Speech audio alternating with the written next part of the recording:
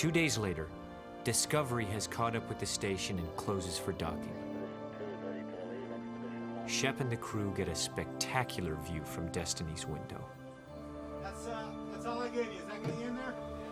The first time I came into station, of course, the first impression is, my gosh, this is so big.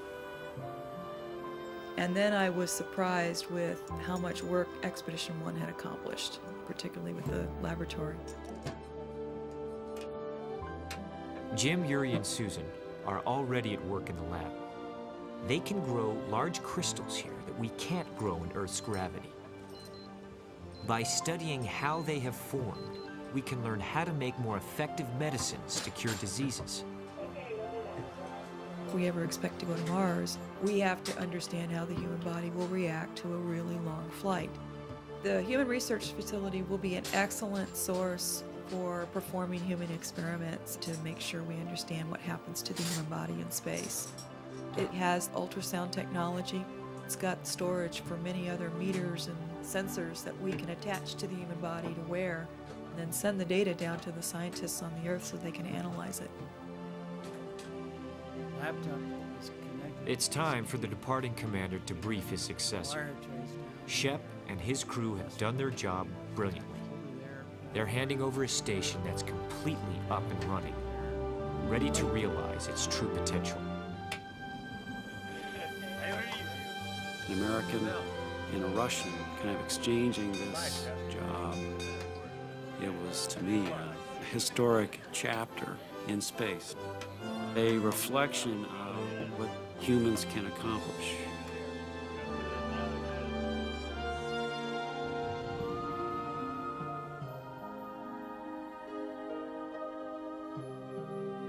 With a last look at their dwelling in space, the crew heads home.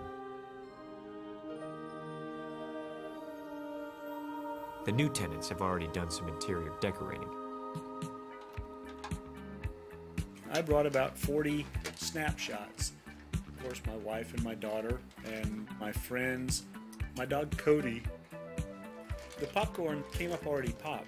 Once in a while some pieces get away from us, but they generally float up to the filters. We can just clean them out when we do our weekly cleaning.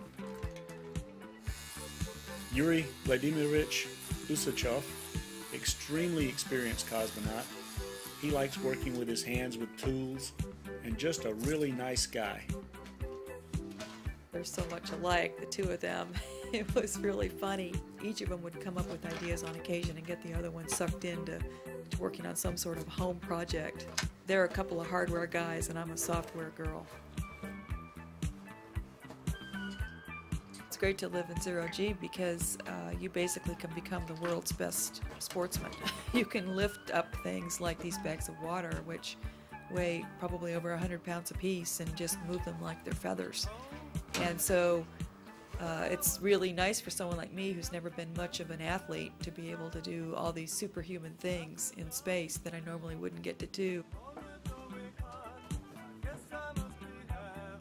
The express rack Susan is installing contains experiments that could show us the way to more powerful computer chips or lighter metals. Yuri just discovered one day that the onion had a small sprout growing at the top. So we placed it in a plastic bag with a washcloth wrapped around it. It sprouted, roots are growing. It was nice to have it around, not so much to eat, but just to see a green growing plant. The mace experiment is how Susan entertained herself on the weekends. Yeah, I really liked working with this experiment. I mean, it was like playing with a big toy. It had moving parts and a brain. When you launch a satellite into space, the control system is the designer's best guess of how it should control its own sensors and appendages. This experiment was trying to understand how you could design a control system to teach itself to work better. Over Honshu Island in Japan, the shuttle Endeavour has arrived with a shipping container in its cargo bay. It's one of 3 high-tech moving vans built by the Italian Space Agency. This one's called Raffaello. Inside it, astronauts from 3 countries are at work. Chris Hadfield is Canadian, Yuri Lenchikov was born in Kazakhstan, and Umberto Guidoni is from Rome.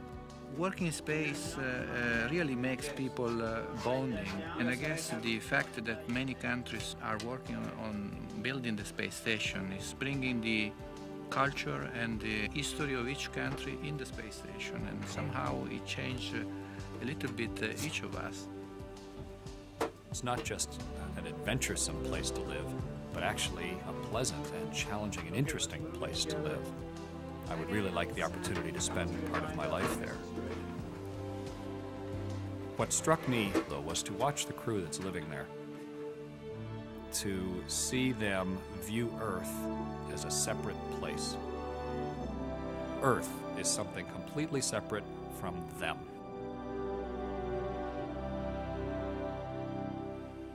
It's an interesting step, I think, for humans to get to the point where you are now separated from your mother and you are starting to view yourself as more of a single, separate entity heading off into the rest of the universe.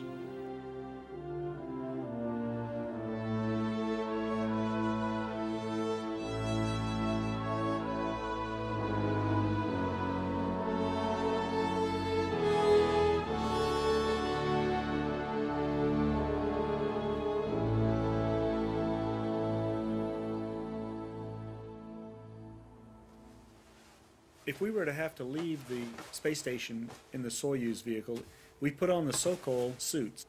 All the material that's in the front of the suit is where you get into the suit. So you gather it up, and then you wrap 2 rubber bands around it to seal it so that it holds pressure. To get inside is a real challenge. It's one of these types of capsules where you've got 3 humans laying side by side like sardines.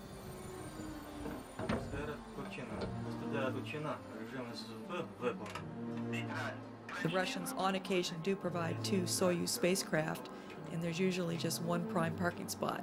So we need to do a little bit of choreography in order to get the right Soyuz in the right place. All 3 crew members need to be in the Soyuz in the event there's a risk of needing to make an emergency deorbit. The trickiest part was the redocking, where you go into a different port and you've got a different point of view of the space station than you had before.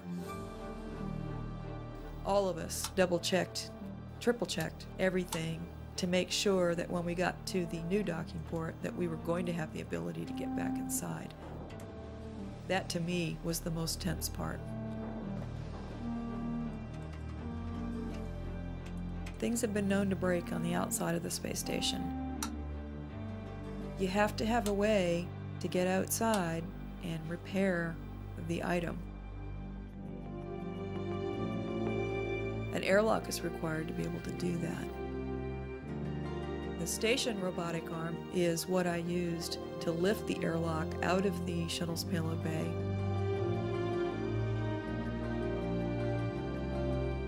The joint airlock is basically like a room that we can use to go outside. It's like a porch on your space station. And its whole function in life is to allow us to do spacewalks from the space station while the shuttle is not there. At the control station where you're operating the arm, there's no window where you can look and see the arm in motion. There is no automatic collision control on that robotic arm, and all of